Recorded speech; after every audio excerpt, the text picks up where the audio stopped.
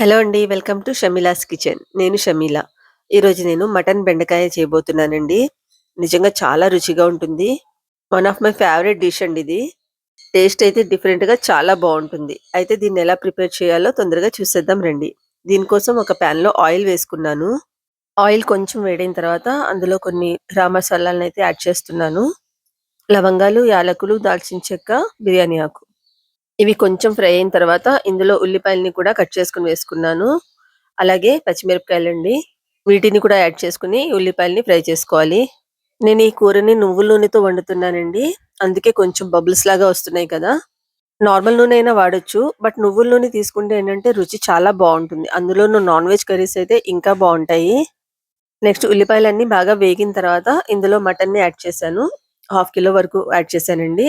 అలాగే అల్లం వెల్లుల్లి పేస్ట్ కూడా వేసుకోవాలి. నెక్స్ట్ స్పైసెస్‌ని తీసుకున్నానండి. రెడ్ చిల్లీ పౌడర్, పసుపు, ఉప్పు, ధనియా పౌడర్, అలాగే కాశ్మీరీ రెడ్ చిల్లీ పౌడర్.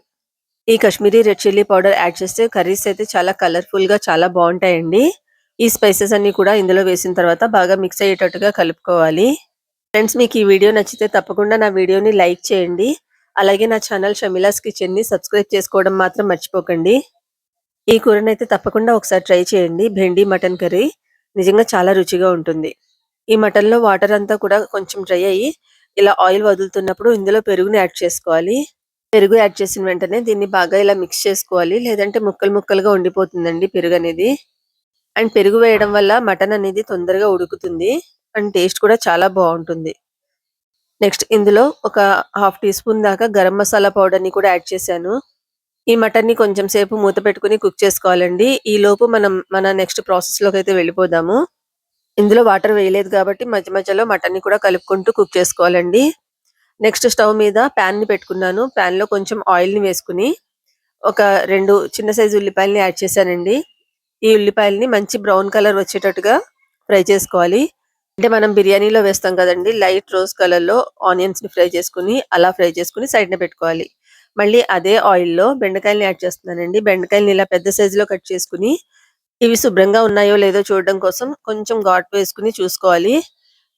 ఈ కర్రీ కోసం బెండకాయలని చిన్నగా కట్ చేస్తే అస్సలు బాగోదండి.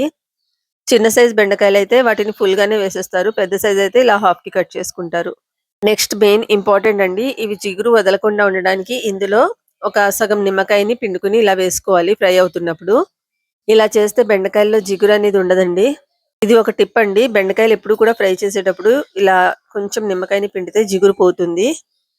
వీటిని ఎక్కువగా ఫ్రై చేయనవసరం లేదు. జస్ట్ కొంచెం మగ్గితే సరిపోతుంది ఈ బెండకాయలనేవి. నెక్స్ట్ మటన్‌ని చూసుకుందామండి. ఇందులో వాటర్ అయితే చాలా వరకు వదిలింది. చూసారా? అలాగే నేను తీసుకున్న మటన్ అయితే లేతగా ఉందండి. అందుకని గిన్నెలోనే బాగా ఉడికిపోయింది. మీకు ఒక పీస్‌ని తీసి చూపిస్తున్నాను. చూసారా? ఎంత సాఫ్ట్‌గా ఉడికింది గదా! అలాగే మటన్ ముదురుగా ఉంటే తప్పకుండా కుక్కర్‌లో వేసుకొని కుక్ చేసుకోండి.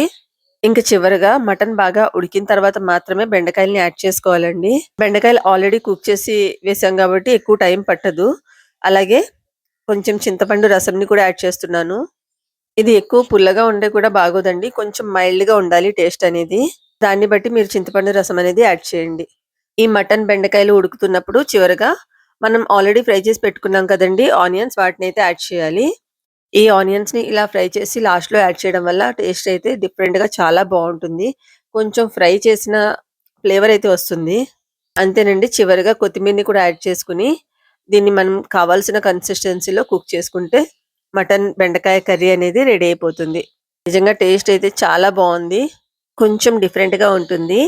ఇంక చివరగా దీన్ని సర్వింగ్ బౌల్‌లోకైతే సర్వ్ చేస్తున్నాను. ఇలా వండితే మా ఇంట్లో అందరికీ కూడా ఇష్టమండి. నార్మల్‌గా మటన్ కర్రీ అయినా బావుంటుంది. బట్ డిఫరెంట్‌గా ఇలా వెజ్జెస్‌లో వేసుకుంటే ఇంకా బావుంటుంది. ఇది రోటీ, చపాతీ, రైస్ ఎందులోకైనా చాలా బావుంటుంది. ఈ డిష్ గనుక మీరు ట్రై చేస్తే ఎలా కుదిరిందో నాకు కామెంట్ చేసి తప్పకుండా చెప్పండి. అలాగే నా ఛానల్ షమిలాస్ కిచెన్‌ని సబ్స్క్రైబ్ చేసుకోవడం మాత్రం మర్చిపోకండి. ఈ వీడియో గనుక మీకు నచ్చితే కింద ఉన్న లైక్ బటన్‌ని ప్రెస్ చేయండి. మీరు లైక్ చేస్తే లైక్స్‌ని బట్టి యూట్యూబ్ ఈ వీడియోని ఎక్కువ మందికి రికమెండ్ చేస్తుందండి. సో దట్ ఈ వీడియో ఎక్కువ మందికి రీచ్ అయ్యే ఛాన్స్ అయితే ఉంటుంది. కాబట్టి తప్పకుండా లైక్ చేయండి.